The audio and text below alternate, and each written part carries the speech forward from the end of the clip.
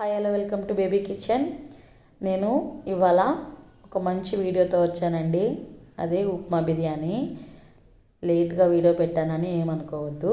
మన దీపక్క స్పెషల్ ఉప్మా బిర్యానీ ఎలా చేసుకోవాలో చూద్దాం. Let's start. ముందుగా స్టవ్ ఆన్ చేసి ఒక బాండి పెట్టుకుందాం. బాండి హీట్ అయిన తర్వాత ఒక ఉప్మా రవ్వ, తెల్ల రవ్వ తీసుకొని బాగా వేయించుకోవాలి.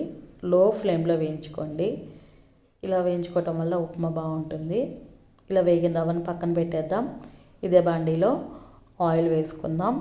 ఆయిల్ హీట్ అయిన తర్వాత మనం ఒక బిర్యానీ ఆకు, 1 ఇంచు దాల్చిన చెక్క, ఒక 6 మిరియాలు, ఒక మరాఠీ మొగ్గ, కొంచెం జీలకర్ర వేసి జీలకర్ర చిటపట అన్న తర్వాత సన్నని అల్లం ముక్కలు వేసి ఆయిల్లో బాగా వేయించుకుందామండి. ఇలా వేగిన దాంట్లో మనం ముందుగానే తరిగి పెట్టుకున్న ఉల్లిపాయ, పచ్చిమిర్చి ముక్కలు వేద్దాము. ఈ ఆయిల్లో బాగా ఫ్రై అవ్వనివ్వాలి. ఉల్లిపాయ పచ్చిమిర్చిని బాగా వేగిన తర్వాత సన్నగా కట్ చేసిన క్యారెట్ ముక్కలు వేద్దాం. ఆయిల్ పైకి తేలేంత వరకు చూడండి, బాగా వేపుకున్నాం.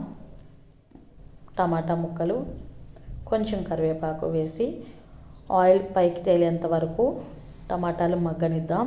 చూడండి, ఇలా మగ్గిపోయిన తర్వాత ఉప్మాకి సరిపడా నీళ్లు పోసుకుందాం. ఒక కప్పుకి ఒక 3 కప్స్ ఆఫ్ వాటర్ పడుతుంది.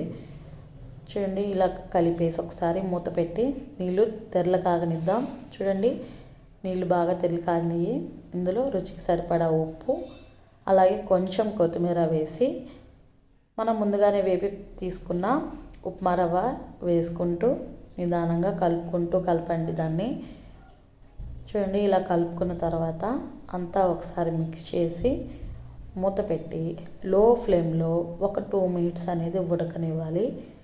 ఇలా ఉడకటం వల్ల ఫ్లేవర్స్ అనేవి ఉప్మాకి చాలా బాగా పడతాయి. స్టవ్ ఆఫ్ చేద్దామండి. చూడండి, ఇలా సర్వ్ చేసుకొని ఉప్మాని మీకు నచ్చిన చట్నీతో తినచ్చు. చూడండి ఎంత బాగా వచ్చిందో. నేను కొబ్బరి కారంతో ట్రై చేస్తున్నానండి. కొబ్బరి కారంతో కూడా ఈ ఉప్మా అనేది టేస్ట్ బాగుంది. మీరు కూడా ట్రై చేసి నాకు కామెంట్స్లో చెప్పండి. వీడియో నచ్చిందా? Like, share and subscribe. Thank you all.